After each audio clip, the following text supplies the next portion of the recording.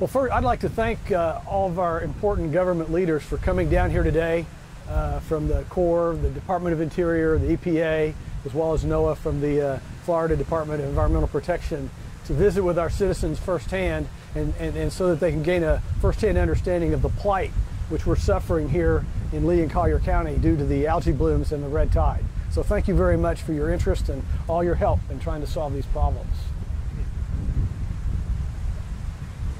Ready for some questions? Sure, why not? All right, my questions really are for our visitors. You have the whole day down here. What do you think? Anyone? Well, I noticed you were coughing earlier, just now.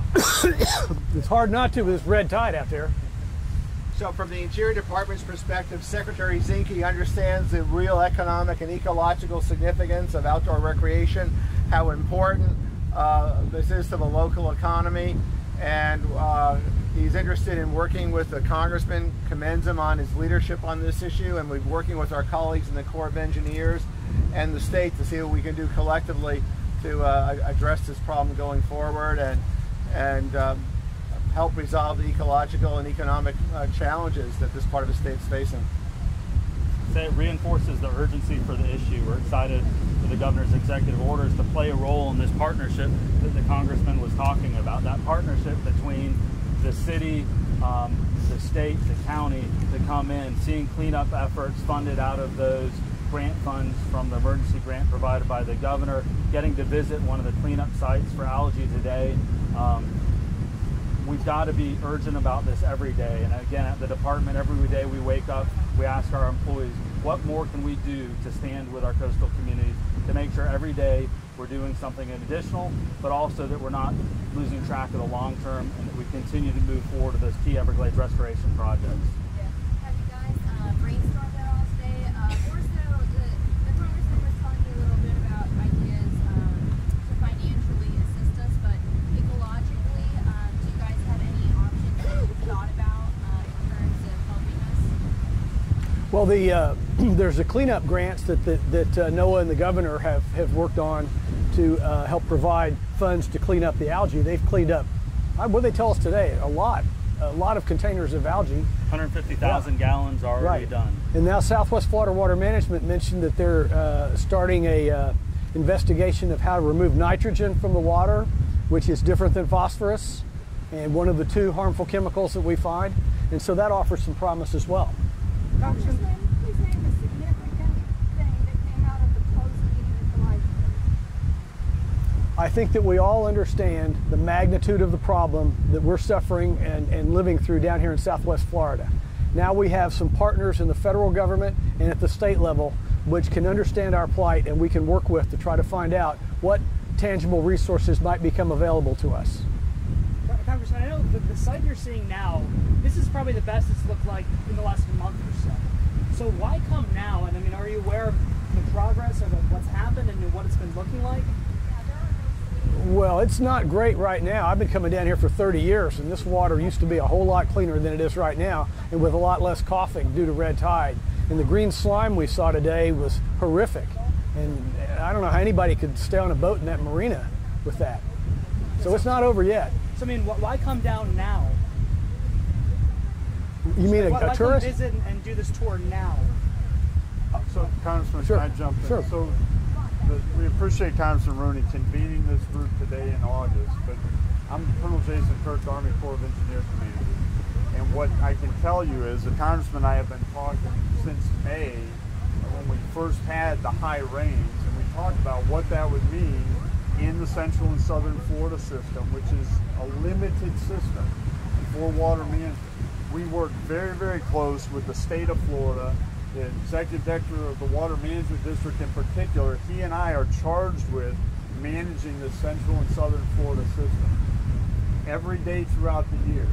This year's particular challenge actually goes back to Hurricane Irma, which stirred up the entire system, stirred up what's in the lake, the nutrients that are in the lake. Then we had period of record high May rainfall, higher than ever.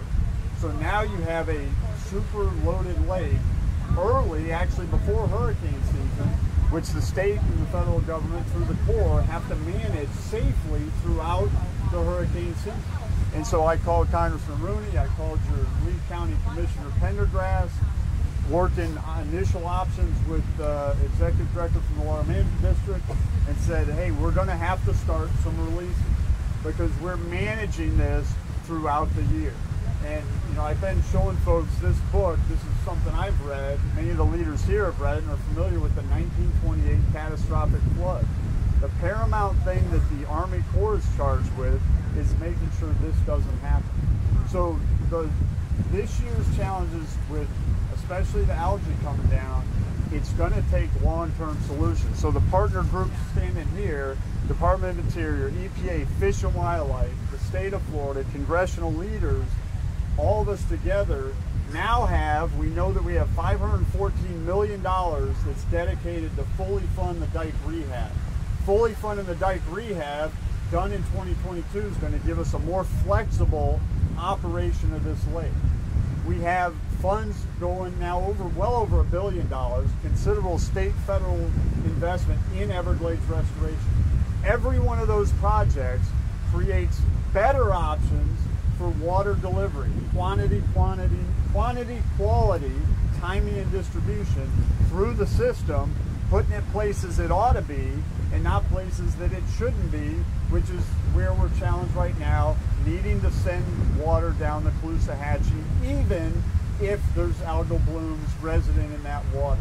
So this convening today is just an example. You're seeing us in person, but I assure you that I've talked to every one of these leaders multiple times since May to manage this challenge. Well, it's one of the things everyone talks about is sending the water south, the historic flow. Is that a conversation in Washington, being able to send it the way it's... Yeah, the next major project, now that we've gotten the money for the dike, and I might pause 1 second, your question about why this meeting here and now today, we wanted to wait till we got all the appropriations concluded for this year. That's what I've been working with Colonel Kirk about. We got over $100 million for the SERP projects, which will help kickstart the EAA reservoir, combined with $100 million from the state of Florida. We got the $500 million on top of the $96 million to fund up the dike so that Colonel Kirk can plan the most expedited construction sequencing possible to get that thing done 9 years ahead of schedule. Congressman, we all inherited this problem. I mean, like you said about the hurricane in 1928, a lot of people died, mass graves. I mean, it was a big deal, and the government wanted to save life by putting it there. With that said, you guys are doing a great job managing water. How much money is being allocated towards science and ecology and restoring water before it goes into the lake and mitigating the farmland around the lake and mitigating the farmland that's south? Because it seems like when you're fixing the dike, which is so important, and it's keeping people alive when it floods, but how much money is going towards science and ecology? Well, as you may know, there have been great strides made in working with agriculture to keep the phosphorus on their land and for them to take ownership over dealing with the phosphorus that they create. We've got to figure out how to do that with nitrogen as well, because so much of the nitrogen that gets in the Caloosahatchee comes from west of the lake. Are you aware that this water can really be filtered out by just planting cattails around? Oh, sure. Areas? And that's what the water conservation area system does in the marshes. Comes down out of the lake, goes into the flow equalization basin, then is metered out into the storage treatment areas and the water conservation areas at lower and lower depths. By the time it gets to the Everglades National Park, it's EPA compliant. Congressman, we've heard that there's a lot of long-term solutions required to fix this, and we've known about this for a long time. This has always been an issue. It had to get really bad to finally see some of these funding projects move forward. What are you guys going to be able to do in the future to keep us, this kind of thing staved off? Okay, to give it a little perspective, we rocked along for years. The SERP was passed in 2000, so that's 18 years ago. That we rocked along getting 20, 30, 40 million dollars appropriated a year. That's never going to get to the finish line. Colonel Kirk can't build anything that he doesn't get money for. And the same with the Herbert Hoover Dike. So now what we've been trying to do is work together to raise the bar and get this money up there where we can build these things a lot faster. And if we get $200 million spent a year for the next 4 or 5 years, we'll knock out the EAA reservoir. That's several 100,000 acre-feet of storage that can be killed down south and moved down into the park and not put in the river. So I'd say with the local team that we have here from the county, local advocacy groups, the state, the federal government. What you've seen from the state is that urgency is translated under Governor Scott to dedicated funding for Everglades restoration, knowing that those projects have to be built. And so with record funding, more than $300 million a year, dedicated funding each year for Everglades restoration, you're seeing projects move forward. The coastal storage projects on the East Coast with C-44, the storage project on the West Coast, C-43. These are projects, as the Congress mentioned, were sitting on a shelf for far too long. And so what Governor Scott's been focused on is turning dirt and putting projects in that make a difference. And so you've seen those two projects only start since the beginning of 2015, right? And we're now getting to the point where we're actually going to see projects finish, and that is critical. And so the thing I took away from the meeting today, and which is why the department's been here before, is here now, and will be here after these events end, is to have constant pressure on the pedal to move forward, to make sure we never lose a sense of urgency.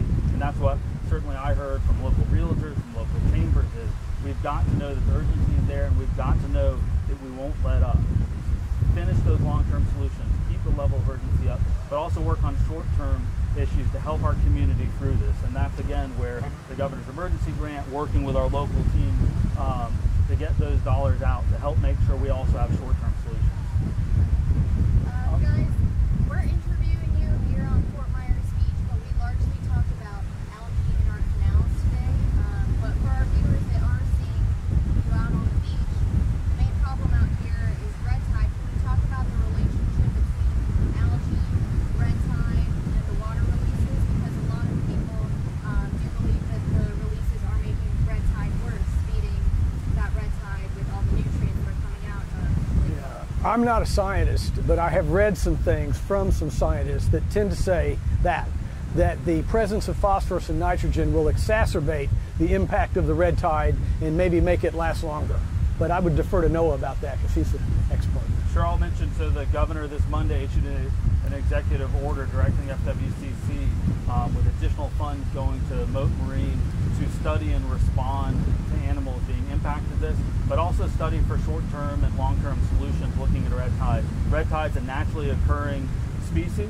It's different than blue-green algae, which is being driven off of nutrients, and we have that both long-term plan for Everglades restoration and short-term nutrient management plans. Red tide is something that we have to partner with our groups like Moat Marine and the Florida Wildlife Research Institute to investigate more. It's been here for hundreds of years, and it's something that we need to study more, but also put dollars into responding to save animals and also look for mitigation. I know Moat Marine just this week was in the area trying to deploy and research with new technology that's meant to mitigate the impacts of red tide. It's definitely naturally occurring every year, but just, this red tide's been here since October, which is way...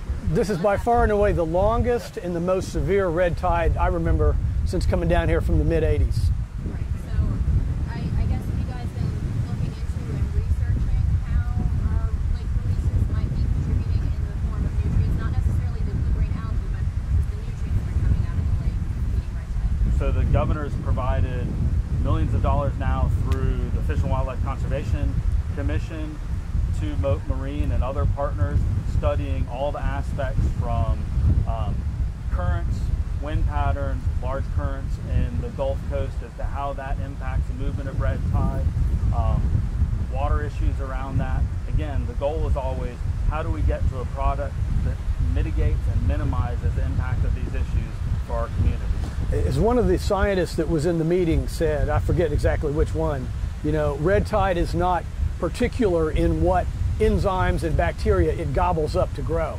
So it can't be good to have high concentrations of nitrogen and phosphorus encountering the dinoflagellates in the first place. Congressman, a lot of the restaurants, the hotels, the businesses here on the beaches, they've been suffering the last month or so because of this red tide. What's your message to them from the federal level? Well, we're going to investigate, and that's part of why it's so important to have representatives from EPA, DOI, as well as to have Noah from the state here, is to figure out what in the federal government in the nature of disaster relief, employment, support, et cetera, that we might be able to marshal to help guide us through till we get into the dry season. Are you familiar with what happened? I'm sure you are, with Flint, Michigan. Yeah. Their water.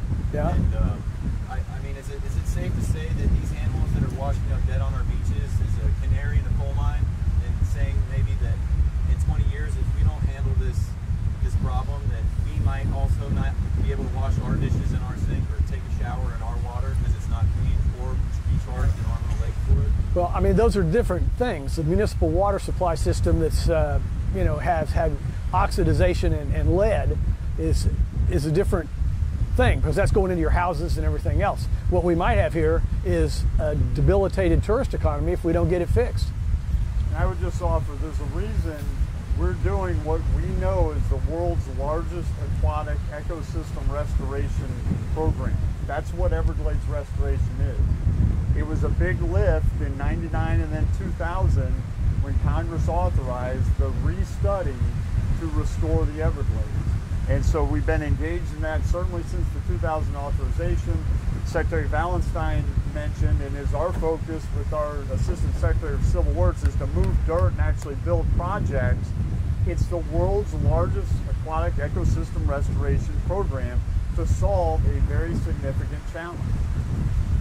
If you go to the integrated delivery schedule, you will see the whole complex web of different projects that do different things, some more state, some more federal, that all come together to solve all the different aspects of the problem of the watershed.